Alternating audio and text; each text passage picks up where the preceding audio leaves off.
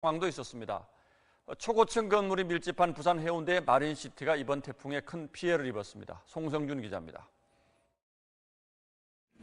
10m가 넘는 산더미만한 파도가 해안도로를 덮칩니다. 운행 중이던 승용차들이 파도에 휩쓸려 이리저리 처박힙니다.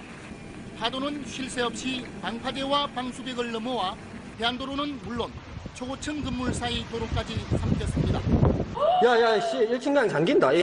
부산의 산가마다 마치 쓰나미가 몰려온 듯 도로인지 바닷길인지 분간하기 어려울 정도입니다. 세차게 몰아치는 파도에 직격탄을 맞은 해안가 주변 상가는 폐허가 되다시피 했습니다.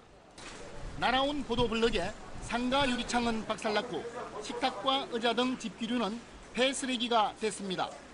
돌 저기에 저 뒤에까지 구부러 와가지고 전장님이 이 징계가 죽는 줄 알았어요. 꺼낸다고. 파도에 쓸려 보도블럭이 뜯겨 나가면 온통 움푹 팼고 차도도 폭격을 맞은 듯 토사로 뒤덮였습니다.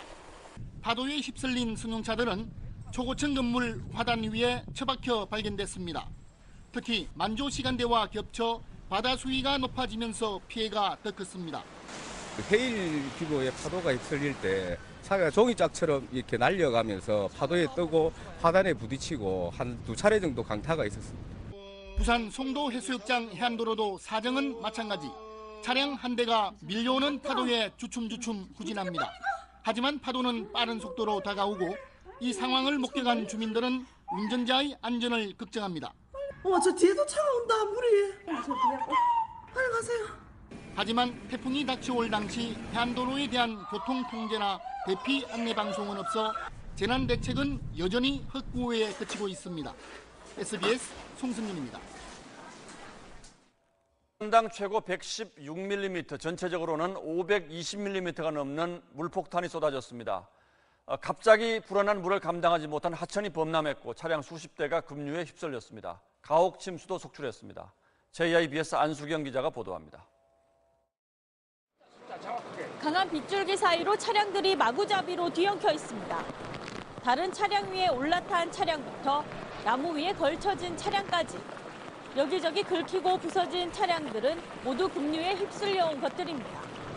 밤사이 제주에 쏟아진 물폭탄으로 한천이 범람하면서 이곳까지 차량 수십 대가 떠밀려 내려왔습니다.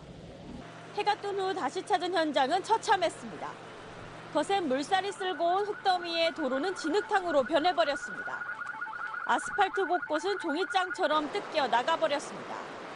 지난 2007년 태풍 나리 이후 9년 만에 똑같은 피해가 발생한 겁니다. 없어갖고 다 찾으러 다니다가 여기 찾은 거예요 지금. 좀 이거 좀 치워보고 시동을 한번 걸어보려고. 대도 높고 안돼 펼쳐시켜야지 뭐. 제18호 태풍 차바는 제주에 물폭탄을 몰고 왔습니다.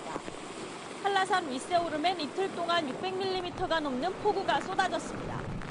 서귀포시에 289mm, 제주시에도 175mm의 많은 비가 내렸습니다.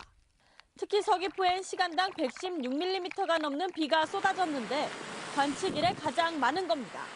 비는 태풍이 제주에 가장 근접했던 새벽 3시와 4시 사이 집중됐습니다.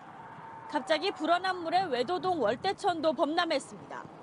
주변 가정집과 펜션 10여 채가 물에 잠겼고 주차해놨던 차량이 뒤집히거나 파손되는 피해를 입었습니다. JIBS 안수경입니다. 순간 최대 풍속이 초속 50m가 넘는 무시무시한 강풍에 제주도의 풍력 발전기까지